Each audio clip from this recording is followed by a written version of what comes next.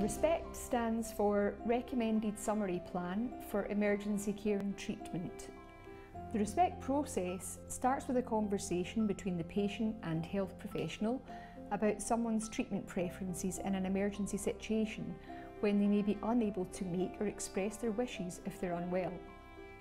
The plan created is intended to respect patient preference and clinical judgment.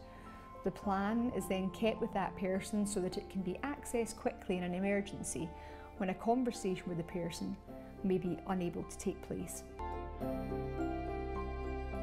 So without an advanced care plan in place, if a patient is approaching the end of life, or if they lose their capacity or their ability to communicate, there can be a problem trying to work out what the patient wants and what is best for the patient, trying to work out what their needs are and what their plans are for that period of their life if they lose capacity. So it's important that we get some sort of framework built in beforehand so that we have a good understanding of what matters to them.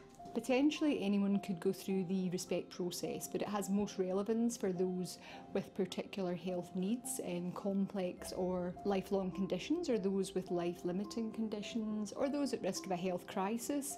The ReSPECT process gently goes through each part of the patient's wishes, it establishes their diagnosis, their prognosis.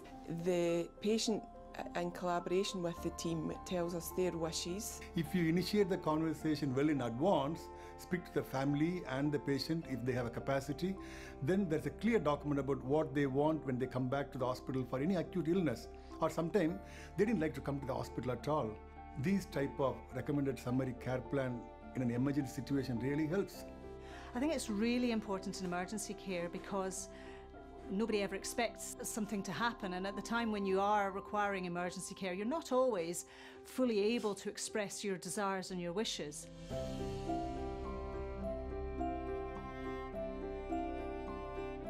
It's all part of the realistic-based medicine that we would like to provide for every patient, which gives the right treatment at the right time and in the right place for that patient. So sometimes the right treatment in the right place is not always a hospital setting. It may be in the patient's home setting or in their care home setting.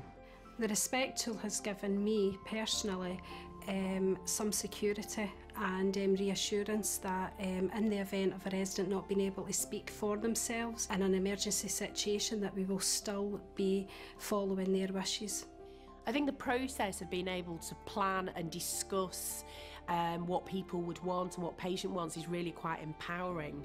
In the past, we've very much focused on the do not resuscitate form, which is very much about things that we can't do for patients or won't be doing for patients. Whereas the ReSPECT process can also look at what treatments would benefit someone.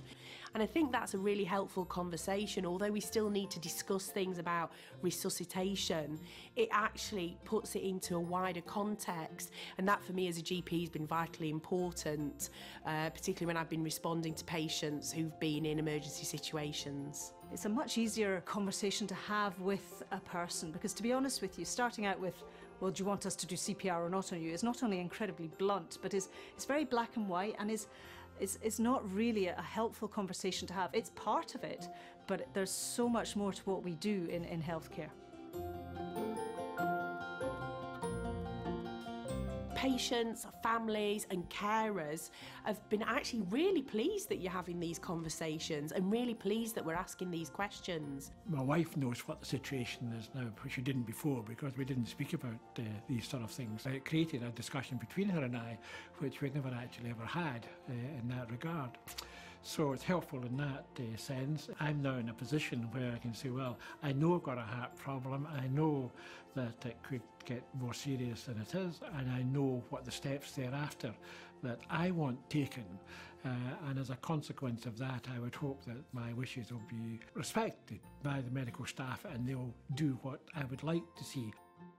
So I'm seeing ReSPECT actually delivering on improving care for people, but quality of care, but also the outcomes. It's a great tool for guiding clinical judgment in the emergency setting.